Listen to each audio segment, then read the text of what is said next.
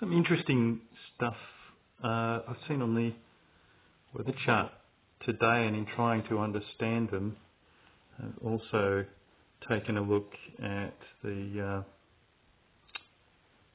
satellite animation, and thought I might share some observations, or really a theory of mine that might show kinks in the polar frontal depression on today's satellite images and analysis. So we have, there's my cursor, we can see here a small, down here over near Melbourne, this warm front, tiny little warm front, associated with that low and the cold front there. Between the two of those on the satellite image, which I'll show in a minute, is a big area of clear sky, which might be what's known as a warm sector depression, which might be more shown or better shown here, down here in the Southern Ocean, south of the Great Australian Bight. In this sector here, if you can see the mouse moving around there between the cold front and warm front. So let's have a look at the satellite image. So this is from this morning, running, let's zoom out, running from 5 AM at dawn. There it's starting now, you'll see the sun rise, so the shadow line between day and light comes across. It's coming across now.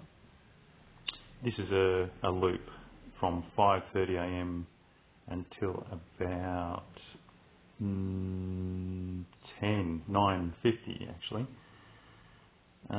So looking at those features we just looked at on the analysis chart, if we zoom down to an area near the Victorian New South Wales border, between we can see that big opening clear area here. Using the mouse, you might see the mouse. It's kind of a wedge. There it is, big wedge. That area there, I think, is a warm sector depression associated with the low, which is right about here, where I'm the centre of the low, where I'm moving the mouse now. Hard to see. About there. And it's really interesting, that warm sector. So we might see here, where the mouse is moving now, is the cold front, and here, where the mouse is moving, the warm front. It doesn't really show it that way on the analysis, but that's what I'm surmising. If we look elsewhere, there's some interesting stuff that occurred around dawn. Which appear to be massive explosions of cumulonimbus, and I think they are prefrontal activity. Well, here they are to start with. There's one just off the coast southeast of Sydney. So when at dawn you'll see it. I'll flag it now. That area there just exploded, sort of out of nowhere. And also north of Sydney, near Scone, there it is there, in about 20 minutes that all just exploded, that whole area. There it is again. I think that stuff is prefrontal activity, with this being the front here. Don't know, that's just a theory. Some other interesting things. If we pull in tight here, this morning I noticed it was very, very smoky around Sydney, and obviously coming from somewhere, and it's the fires due north of Sydney, and you can just see them here around dawn. It becomes visible now, so what's that streaming smoke there? If we just go out and have a look at the RFS site, Sydney down here, just there, and just to north of us, these set of fires here. Initially thought it might have been the Wallamai fires, but No, I believe it's these fires due north of us, as we can see on that satellite image loop. Also, more evident, of course, are the fires right up near Lismore area. You can see the smoke streaming out of those. You might have seen those on the telly or something else. It's all very interesting. And down in the Southern Ocean, south of this Great Australian Bight, is another one of these cold or warm sector polar front depressions, but which I will show you on the analysis. Here it is down here. But that's not visible on the satellite animation because I think it's because the cloud we see in this area down here, in the same area south of the Bight, is the upper atmosphere cloud. So that is not represented on the surface charts. You might be able to see there's an air mass below this fast-moving cloud, way below it, moving in a northeasterly direction. That's probably what we would see on the analysis chart if this upper cloud wasn't in the way. Anyway, they're just some thoughts, really driven by watching a few of the online weather meteorology videos, and I think I might refer to exactly one of those right now as an example of the sort of thing that I think I found there today. Let's see. Within the temperate latitudes, we have warm tropical air, meeting much cooler polar air. The boundary between these two different air masses is called the polar front. As with any boundary between two liquids, this will not be a continuous straight line. At some points along the front, we will find kinks, which are small irregularities along the front. What is happening in these kinks is that the warm tropical air is intruding into the cooler polar air. As the image sequence shows, this causes the warm air to replace cold air. This is an important point. If much lighter, warmer air replaces the colder, heavier air, then the surface pressure will drop, because we have reduced the total weight of the column. This particular process occurs quite regularly along the polar front.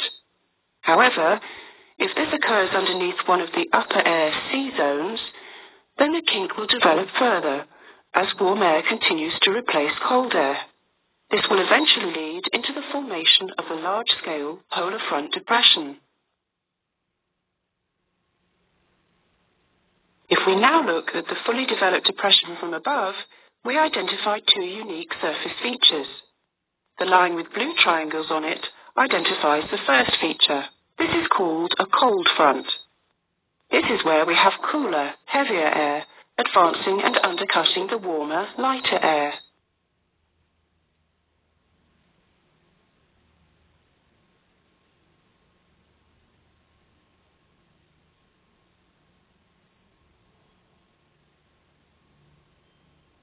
The advancing cold front will cause some of the warm air to rise up and over the cold air, but also force it to move, much like a bulldozer.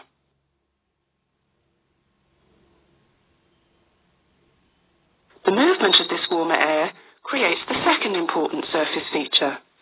The line with the red semicircles on it identifies this second feature. We call this a warm front.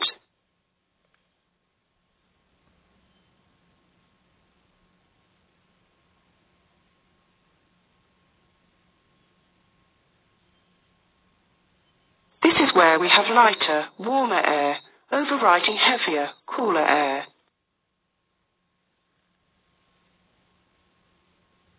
The warm air between these two fronts is called the warm sector. Its characteristics control the weather within the depression. If you remember from earlier, the low pressure was created from the intrusion of this warm air into the cold air, thereby reducing the surface pressure. Because this is essentially one of the main driving forces of the depression, some analysts have called these lows warm sector depressions, not polar front depressions. The movement of air, and therefore the wind within these depressions, is very different to the small-scale depressions. By knowing what the wind conditions are, we can better prepare for our flying.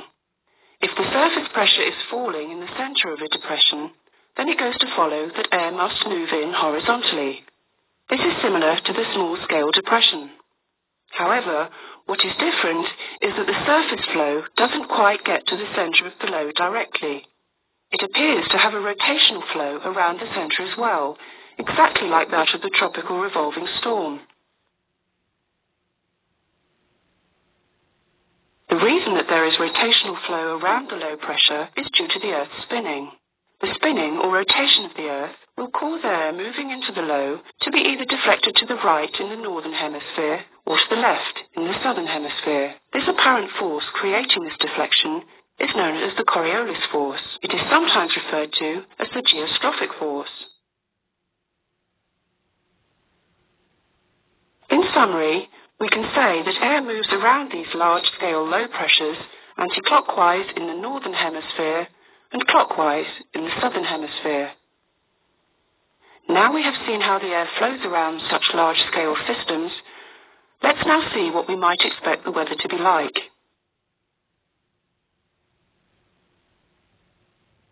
The depression weather can be subdivided into the warm front and the cold front. Looking at the cross-section of a polar front depression, let's now take a look at the warm front, since it will be this part of the depression that will arrive first.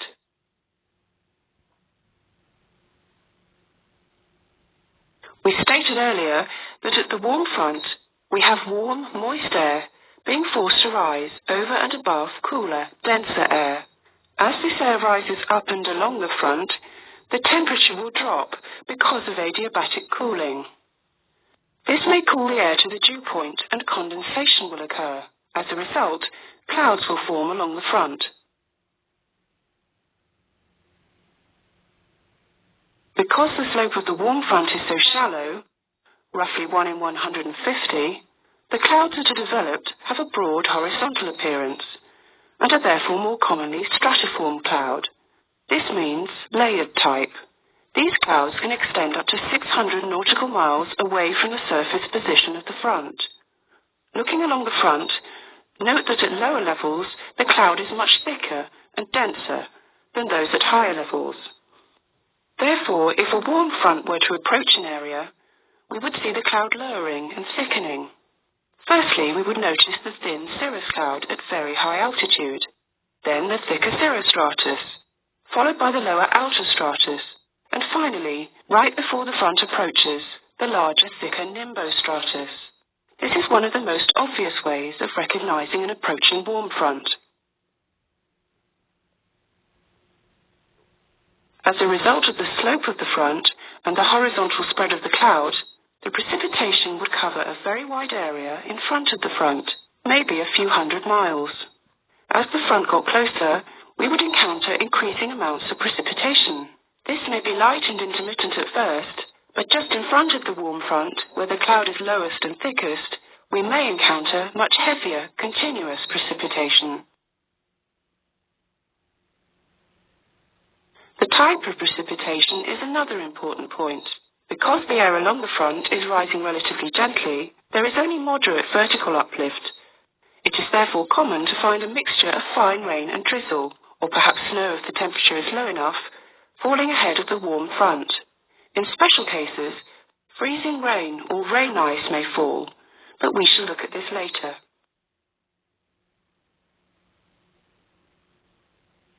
Other important issues for aviation are the icing and turbulence that may be encountered along the warm front. The icing will generally be light along the warm front because of the lack of vertical support. However, with orographic intensification, the vertical support is increased and the freezing level can drop. Under these circumstances, the icing can be very dangerous. It is essential then to analyse your location to point out potential intensity. I might leave it there. The very interesting series. You can go and find that. Meteorology, number 6, Pressure Systems, Part 2. Here it is, Audio Airbook Aviation. Was the publisher of those series of videos. There's plenty of them there on meteorology and other stuff associated with aviation. General aviation, really, mostly.